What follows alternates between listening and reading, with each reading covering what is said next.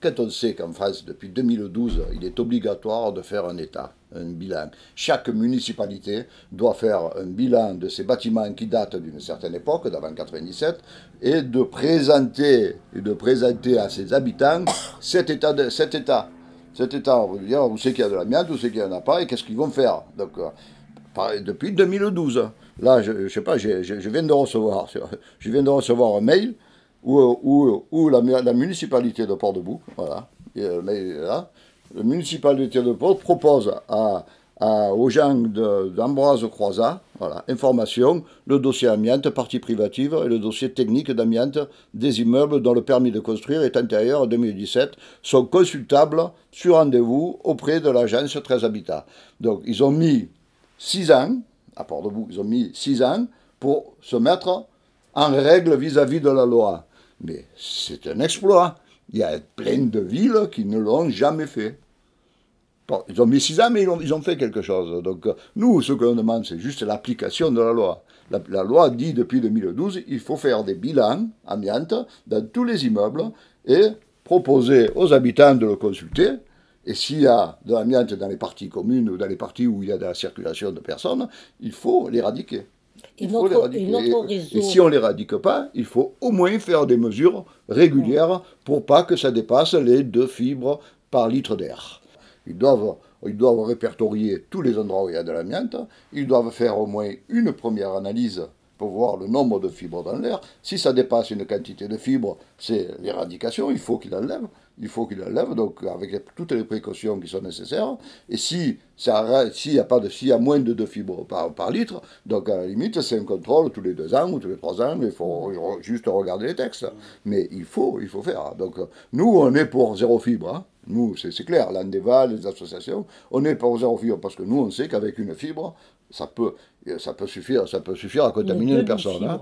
Donc, à savoir que nous, on a tous des défenses naturelles, le poil du nez, dans la gorge, on a des poils tout le long de l'œsophage, tout ça qui nous permettent de recracher si les fibres sont emprisonnées, mais en fonction de la quantité de fibres que l'on respire, ça peut passer, ça passe à travers les poumons, soit ça reste du côté du poumon et ça fait des fibroses, donc la fibrose, ça empêche l'échange d'oxygène au niveau du sang, donc, voilà. Et si ça continue à traverser, ça peut faire un cancer bronchopulmonaire, ça peut faire des plaques pleurales si ça se fixe sur la plèvre, et ça peut aussi faire des cancers de mésothéliome. Au jour d'aujourd'hui, vu la quantité de gens qui sont touchés par cette pathologie, il y a eu des avancées médicales. Donc aujourd'hui, on est passé de 9 mois il y a 2 ou 3 ans, on est passé à 23 mois d'espérance de vie pour un mésothéliome. Mais pour une personne qui est condamnée, 23 mois, c'est toujours c'est rien. C'est à partir du moment où c'est déclaré. À partir du moment où c'est déclaré, oui. Donc, en fait, un mésothéliome, quand on dit qu'on a un mésothéliome... ça fait déjà 2 mois. Voilà, donc ça fait à peu près 2 ou 3 mois qu'on a des petits problèmes. C'est pas très douloureux pendant 6-7 mois, c'est pas très douloureux. Et il paraît que la fin, nous on a beaucoup de cas de mésothéliome, malheureusement on en a de plus en plus. Et il paraît que les derniers moments sont atroces. Aujourd'hui, malheureusement, on s'aperçoit, nous, dans nos permanences, on fait 2 permanences par mois, le 1er et 3e mardi de chaque mois, à la maison du droit et de la justice de Martigues. On a 10 rendez-vous. On est 2 groupes de 2 animateurs, dans 2 bureaux différents, et on reçoit chacun 5 personnes ou 5 couples, ou 5 rendez-vous. Voilà. Après, des fois un peu plus. Voilà. Donc, c'est ce qu'on essaie de faire. Donc, jusqu'à maintenant, il y avait beaucoup de maladies. 30. Les maladies 30 sont toutes les maladies qui concernent l'amiante. On en a eu beaucoup, c'est à peu près 70 à 80% de nos dossiers, à peu près. Je ne sais pas le compte exact pour le donner, Christiane. Pour le moment, 80. Voilà, donc, mais c'était 80. Mais c'était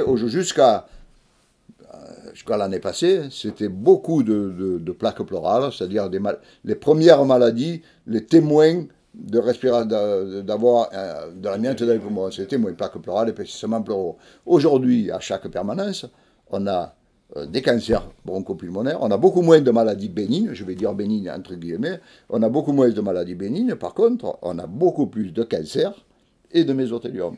À chaque permanence, aujourd'hui, on a des cancers et des mésothéliome. Donc, effectivement, depuis l'interdiction de l'amiante en 1997, le nombre de pathologies stagne, ne continue pas à monter, mais la gravité, elle monte rapidement. Nous, c'est un constat que l'association fait. On a de plus en plus de mésothéliome et on a de plus en plus de cancer bronchopulmonaire.